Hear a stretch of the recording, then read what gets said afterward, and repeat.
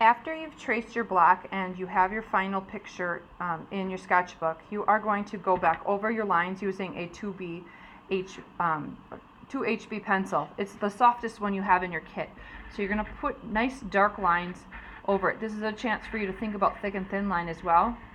And this is going to help us to transfer our image to our Easy Cut so that we can print from it.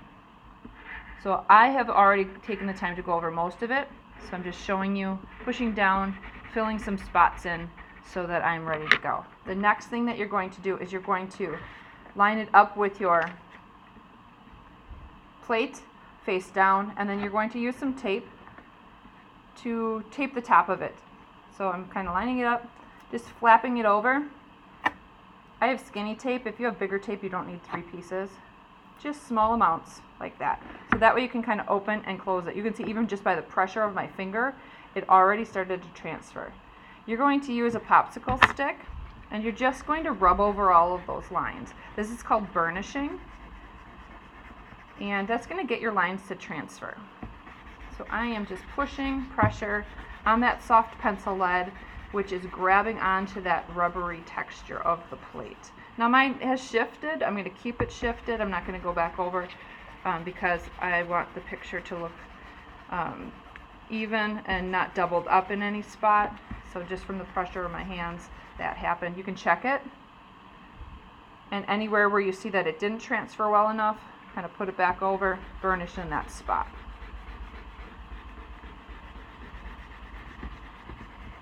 After the burnishing is done, we're going to use Sharpie.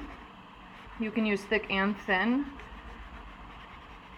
but thick should do fine. You can see that it's transferred. It's obviously transferred like in an opposite kind of print. I'm going to just kind of tuck that back, and I'm going to grab a Sharpie, and I'm going to go back over my lines to get that image on there permanently. So as we carve away at this, you are going to be washing it and things, so you need to use a Sharpie so that you don't wash off your imagery.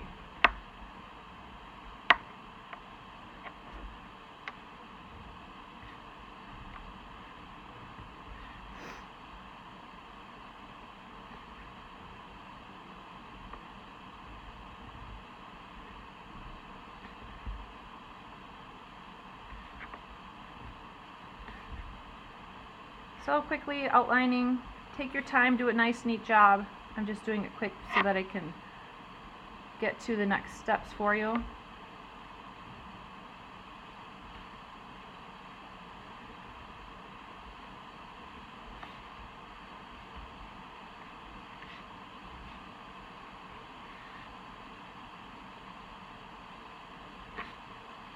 There is my Picasso-fied portrait.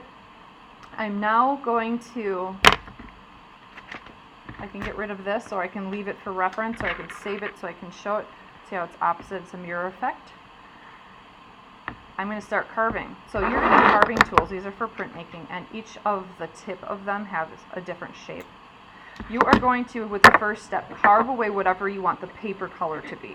So that would probably be your background. You're going to go in deep, but you want to move your hands out of the way. You're going to get all of these little carved pieces.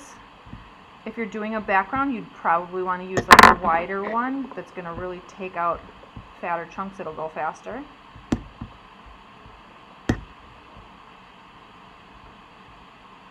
So once it's gone, it's gone. So if you make a mistake, you will not have that piece anymore. Now if I leave a bunch of lines in my background, I will get that lined texture. Sometimes that's intentional, sometimes it just turns out nice. So if anything that you want to stay white, because we're using white paper, you're going to carve away right now. I'm always keeping my supporting hand, the one that's holding the plate down, away from the cutter. If you go like this, these are sharp enough that they will go into your skin. So make sure your hand's always behind it.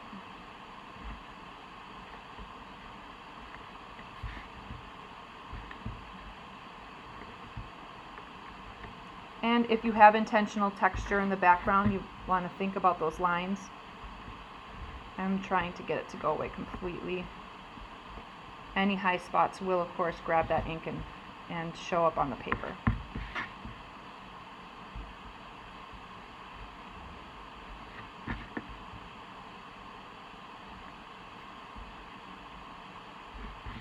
Now you want to try not to carve it all the way so that it tears off of the block.